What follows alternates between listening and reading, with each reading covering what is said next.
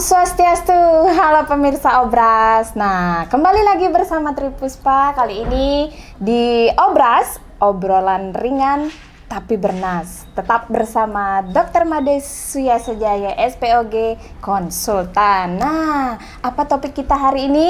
Hari ini kita akan membahas tentang kehamilan sehat, hamil sehat. Bagaimana kita menjaga kita pada saat masa-masa hamil gitu ya dok.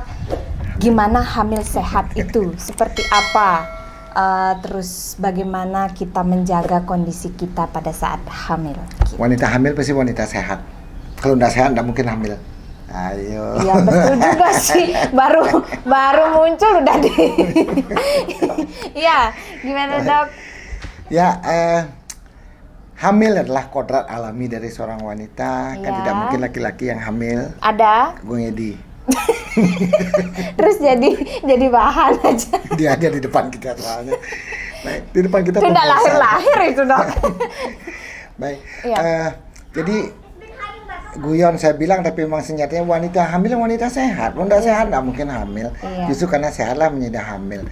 Dan yang sering menjadi ribet inilah pikiran kalian tuh loh, kalau ibu-ibu hamil negatif aja terus. Nggak gini dok, nggak gitu dok. Kenapa sih? Was-was dok. Kalau seperti saya dulu itu was-was. Sangat saya apalagi mengerti. Hamil pertama. Iya. Itu sangat saya mengerti. Tapi yuk kita lihat dari sisi lain sekarang. Ampun jepai cerah gitu. Sudah karunia datang, apa lagi? Nikmat apa yang kau dustakan lagi sih? Pasien-pasien, misal pasien bayi tabung nih paling ribet. Belum jadi ribet sekali otaknya. Begitu kehamilan terjadi malah ribet lagi. Ini mau apa sih nanti dia bertanya bingung nih mau. Belum kepaichan terus mengeluh aja. Nyaba kepaichan masih mengeluh. Ya karena was-was itu dok. Kalau tiang mewakili para ibu-ibu ini loh. Ya, ngerti sih. Tapi saya paksa. Yuk kita paksa pikiran kita ke arah positif selalu. Pikiran negatif sama sekali tidak ada gunanya. Ada orang bijak berkata, katanya pikiran adalah doa man. Ini jelek-jelek berkat pikiran saja jelek tepuk. Beneran nanti jelek ketemunya. Jadi itulah sebabnya kenapa dikembangkan teknik berpikir positif. Karena pikiran negatif sama sekali, sikap-sikap negatif sama sekali tidak ada gunanya. Tidak ada gunanya. Yuk paksa pikiran ke arah positif, jadi sehat nah, rayu gitu aja deh selama hamil. Usah ndak gini ribet. Tapi harus konsisten, konsekuen. Jadi kita merawat kehamilan gitu dengan maksimal. Apa yang bisa kita maksimalkan, yuk kita maksimalkan. Tapi ada banyak hal di luar kemampuan kita, lepas, jangan mikir kekengkirnya dok mau gimana nanti dok, nggak tahu lah. Tapi ya apa yang bisa kita maksimalkan selama kehamilan? Satu, kontrol teratur. Kan bisa kan dong kita yang ngatur. Ya kontrol sebulan. Dan juga udah dikasih jadwal dong. Nanti 2 bulan sekali baru datang. Minum vitamin teratur. Kan bisa. Kadang-kadang enteng aja kalian lupa dok. Enak aja lu lupa. Saya enggak pernah lupa. Coba bayangin, sering saya kadang-kadang bikin guyonan, lupa sekali aja minum vitamin. Ibaratnya adik enggak makan sehari gitu loh di dalam. Masa tega banget sih? Jaga pola makan yang bergizi. Yang betul-betul bagus untuk kehamilannya. Nanti kita akan bahas lebih lanjut ya. Nah, jadi ibu hamil itu wajib memeriksakan kehamilannya rutin ya. Pada trimester pertama tiap bulan kan gitu, trimester kedua 2 minggu sekali, trimester ketiga sudah tiap minggu. Artinya apa? Makin tua kehamilan itu resiko kita makin tinggi sejatinya. Artinya mata kita tambah melotot gini ngeliatin. Bukan tambah nyantai kita. Saya tambah was-was dulu memang. Nah itulah, saya bilang itu wajar man. Tapi yuk kita paksa pikiran positif. Karena pikiran negatif ada gunanya? Nggak ada juga. Iya betul. Nah, artinya jangan nakutin bayangan dan nakutin lawat dulu. Jangan menakutkan hal-hal yang nggak pasti gitu. Yang pasti aja deh. Ada adik bayi berkembang di dalam sehat kan gitu. Berarti yang penting itu adalah kontrol juga ya dok. Kontrol dan juga pola makan. Dan minum vitamin. Ada 3 vitamin. Kadang-kadang seringkali juga pasang. Dok boleh saya minum ini macam-macam lah merek vitamin yang sebenarnya yang dibutuhkan ibu hamil itu vitamin, bukan obat. Nggak ada obat.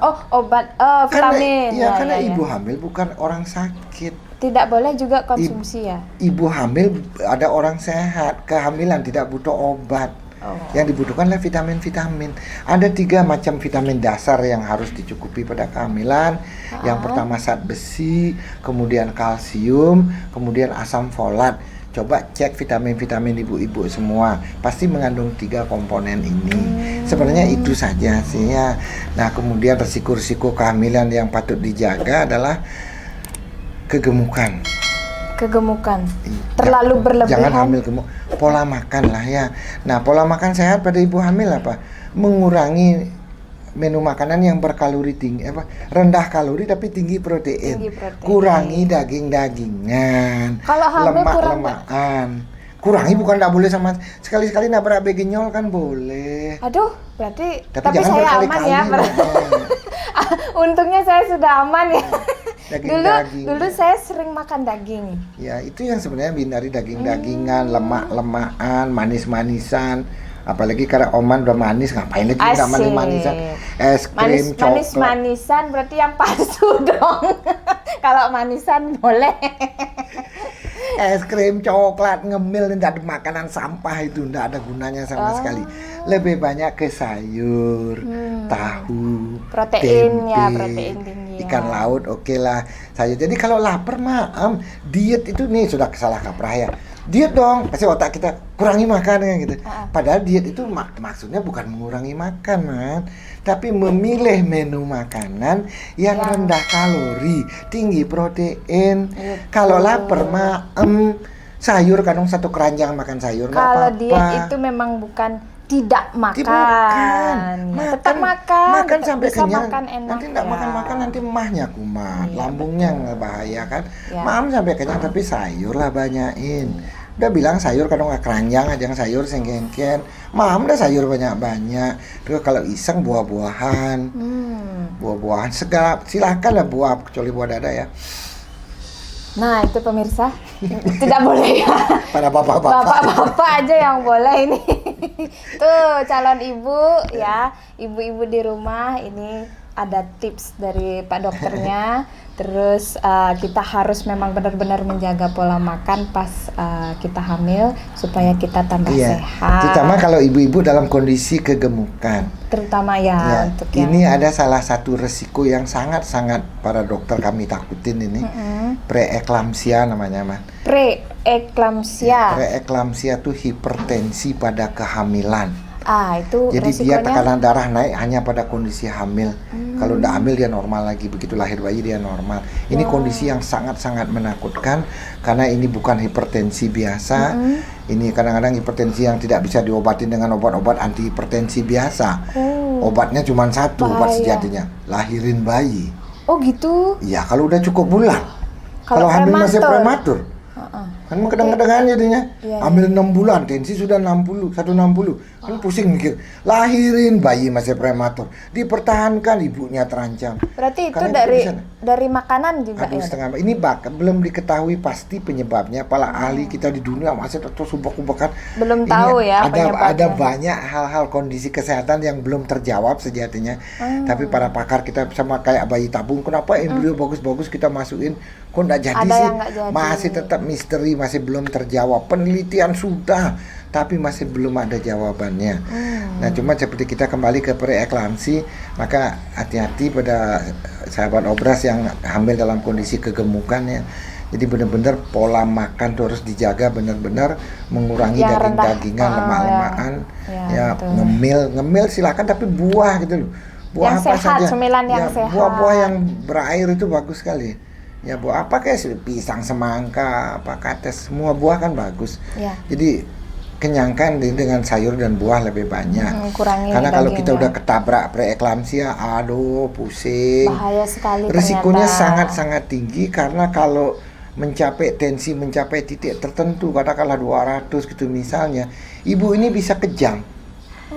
Baru namanya eklamsia. Kalau usia berpengaruh nggak? Sangat berpengaruh. Preeklamsia ini akan lebih tinggi risikonya pada umur kehamilan dia. Ibu hamil umur 35 ke atas. Itu sebabnya jangan di bawah 3, jangan di atas 35 ya. Semasih bisa mengatur atau tapi sekali lagi ada kondisi-kondisi yang kadang-kadang memang kita harus berani ngambil risiko itu ya mau apa lagi hidup berisiko. Hidup aja udah berisiko mah. Iya, Jadi betul. kita timbang-timbang resikonya. Jadi sejauh mana kita harus bela-belain katakanlah gitu. Iya. Kalau memang niat banget ya ayo ambil semua risiko. Karena sejatinya risiko itu tidak selalu muncul. Iya, ketakutan duluan. Iya, risiko kan sama dengan kita ngebut. Risiko ngebut apa? Kecelakaan. Tapi apa semua orang ngebut kecelakaan? Belum Enggak tentu juga, juga. ya. Nah sekarang lihat perlu sekali nggak kalian ngebut. Kalau kalian nggak perlu sekali ngebut ini harus pokoknya penting sekali. Ya ayo. Iya. Tapi tetap pakai jaket, pakai helm, proteksi kita tetap maksimal. Sambil terakhir sujud sama Tuhan lagi. Karena apapun Itu yang utama. semua ujung-ujungnya semua dari atas. Kita bukan ngeles ya, enggak. Tapi faktanya kan memang gitu, Mang. Nah, jadi kembali ke ambil sehat itu tip-tip saya, kontrol lah teratur. ANC bahasa Balinya, antenatal care. Bahasa Bali nih ke. Banyak bahasa Bali di channel ini. Oh, banyak iya. bahasa Bali kan muncul. Channel yang berbeda ini pemirsa, nge. Antenatal care itu artinya kontrol kehamilan lah, perawatan kehamilan yang teratur minimal sebulan sekali untuk trimester pertama lah, dan ikuti petunjuk Dari tenaga dokter, medis ya. maupun dokter kayak bidan, kayak semua bidan kita juga luar biasa sekali. Jadi kita mempunyai tanggung jawab yang sama untuk menjaga Ibu dan anak. Iya, obsesi saya kan pernah di Kempo hari saya omong, saya ingin ras manusia yang lahir berikutnya harus lebih berkualitas, Mas. Jadi anak-anak kita harus lebih berkualitas biar hidup ini kayak gini, biar enggak kayak gini. Meningkat ya, harus Ya. meningkat tuh. Ya, jadi biar anak-anaknya biar lebih baik dari Bayu Takur gitu loh. Siapa nih? Kualitasnya. Siapa Bayu Siapa Takur itu? gitu. Pokoknya lebih baik, jangan seperti dia lagi gitu loh, Oh, gitu. anak-anaknya itu. Nggak Biar hidup. ngerti saya. Itu maksudnya. Nah, itu yang menjaga kualitas ras manusia ini yang luar biasa. Nah, ada penelitian yang sudah membuktikan bahwa kalau ingin mencetak generasi emas deh, ras manusia yang berkualitas, maka cukupkanlah gizi pada 1000 hari pertama kehidupan. Pas. 1000 hari pertama kehidupan. Sejak 0 bulan, Sejak nol, sejak ya. dalam kandungan, Ya. 0 kira-kira sampai bayi 2 tahunan lah, kira itu 1000 hari pertama. Itu harus cukup gizi Memang benar-benar. benar-benar ya. Nah, selama hamil gimana kita mau ngasih makan bayi? Nggak bisa. Uluran tangan kita cuma lewat vitamin. Makanya kalau itu juga lolos, ya adik nggak dapat Lupa apa-apa sekali di dalam. udah lolos dah. Itulah pentingnya. Jadi Ya. jangan anggap enteng minum vitamin sehari, cuman sekali-sekali aja. Biasanya saya nganjurin setiap malam sih, Man. Karena kita ngikut teori aja, karena secara teoritis lambung ibu hamil itu lebih stabil malam hari dibandingkan dengan pagi hari. Oh. Pagi biasanya ibu hamil tidak nyaman, coba ingat-ingat masa dulu. Makanya orang bule bilang morning sickness kan. Iya. Jadi morning biasanya sick dia. Iya. Evening minum vitaminnya.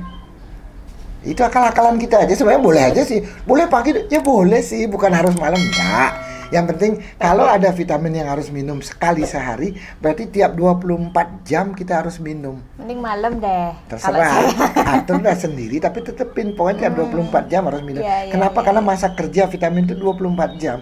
Dalam 24 jam kadarnya sudah turun dia. Kalau ini nggak ditambahin lagi dia akan anjlok, nggak kerja sama sekali. Iya, Adik bayi nggak dapat apa-apa di dalam. Periode emas akan terlewatkan.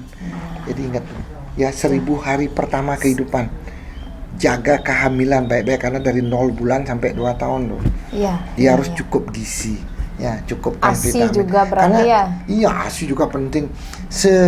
Sebanyak apapun kita makan ya, sekualitas baik apapun makanan ibu hamil, tetap butuh suplai vitamin. Namanya hidup berdua gitu loh. Nggak Ya. dicukupi, pasti butuh vitamin. Terutama vitamin yang paling utama itu dia itu 3 itu, yang vitamin penambah darah ini. Pengalaman saya, karena udah rutin banget ngambil minum vitamin penambah darah, Bisa berkali-kali berbulan-bulan sama 9 bulanan. Bisa Dan kurang. bisa juga anemia. Kurang darah, nanti terakhir biasanya kan cek lab kita, Iya. kelihatan lah hemoglobin namanya HB di bawah normal, anemia.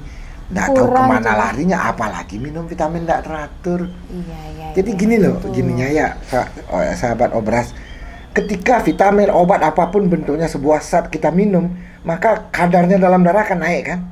Nah, ada yang disebut ambang terapi. Ambang terapi itu artinya kadar obat tuh harus di atas ambang terapi dia, Harus baru di bekerja. atas. Kalau dia berada di kadarnya di bawah ambang terapi, dia Tidak. tidak kerja. Nah, begitu kita minum vitamin, ada tuh kan lonjak, melewati ambang terapi, kerja dia.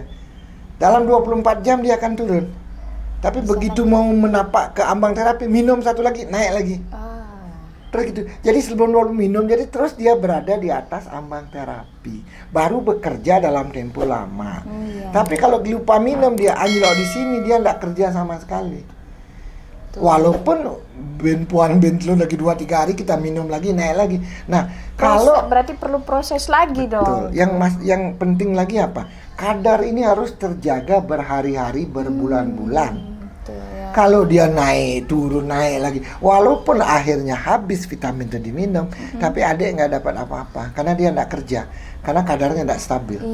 Jadi dia hanya bekerja berdampak kepada organ tubuh, kepada bayi kalau dia selalu berada di atas ambang terapi. Itu sebabnya mak-mak minum vitamin teratur. Iya, betul. Jangan anggap enteng minum vitamin sehari 1 itu penting sekali, artinya. Khusus buat ibu-ibu hamil nih. Bagi adik bapak-bapak hamil nggak ada. Bapak-bapak hamil dilarang bobo di sini. Nanti bisa lahiran di sini sesar. Nah, persalinan akhirnya mau normal mau sesar itu tergantung nanti perjalanan. Itu. Makanya saya sering juga ambil guyonan karena sudah sekian puluh tahun, mungkin berapa jutaan bayi udah saya tolong. Kesimpulan saya lebih sederhana sekarang, Gimana? Bayi nyari jalan sendiri, sama. Kalau bayi memang mau normal dari awal tidak ada masalah. Sudah semua bagus. Betul juga ya. Tapi kalau bayi mau macam-macam, udah mau saya macam-macam gayanya dia. Saya kadang-kadang udah hafal kayak bandit-bandit kecil ini, ada kayak ketuban, pecah duluan, macam-macam kayak gitu. Ada mulai waspada saya nih, ada terutama apa-apa. saya dulu nyakit udah 24 jam akhirnya pecah ketuban. Pengen gaya normal. Nah, gitu. Tapi tetap tentu normal pasti kita upayakan dulu. Tapi konsep persalinan modern kan, sebuah persalinan itu harus betul-betul aman untuk bayi, nyaman untuk ibu. Ya. Tidak nyaman untuk bapak. Kan bapaknya yang bayar nanti. Asuransi, Pak. Ya, jadi betul-betul, jadi ujung-ujungnya ibu sehat, bayi sehat, ini yang utama dulu. Terserah dari mana datangnya. Pokoknya hamilnya sehat. Gitu. Nah, ketika persalinan normal dimungkinkan, ya kenapa tidak? Tapi ketika persalinan normal sudah mengambil resiko, jangan ambil resiko, gitu aja sih. Timbang-timbangnya kayak begitu saja. Tapi sekali lagi yang utama bagi kita adalah ibu sehat, bayi sehat, itu yang utama. Entah dari mana datangnya, terserah, saya udah nggak mikir lagi. Yang penting dua-dua sehat, itu aja dulu. Tentu sekali lagi persalinan normal pasti kita upayakan dulu, karena itu pilihan sudah ide Betara menciptakan, Tuhan sudah menciptakan jalan lahir dari bawah. Ya, tidak kalau ada memang bayi tidak bisa baru Dok ya. Karena tidak ada bayi lahir dari kuping. Kecuali Sangkarna. Ya, gitu. Baik, pemirsa Obras, itu tadi obrolan kita yang membahas tentang hamil sehat ya bersama Dr. Made Suya Sejaya. Semoga pemirsa di rumah bisa memahami, terutama untuk para ibu-ibu hamil yang sedang hamil atau yang mau akan hamil, harus tetap menjaga kehamilannya, makanannya, dan juga tetap perhatiin konsultasi juga sama dokternya, begitu ya. Baik, kali ini kita cukupkan dulu sampai di sini, Dok. Terima kasih untuk para pemirsa. Jangan lupa tetap subscribe channel Obras dari Dr. Made Suya Sejaya SPOG Konsultan. Jadi sampunang lali celak-celak nanti akan dapat tips-tips tentang apa celak dah? Coloncengnya nih Kak. Celak. Jangan tersinggung dengar kata celak. Nanti nih Kak. Nah, jangan lupa subscribe celak gitu maksudnya, lonceng, tanda loncengnya itu biar kita dapat tips-tips tentang banyak hal di dunia kesehatan reproduksi gitu. Dan tidak lupa salam Obras.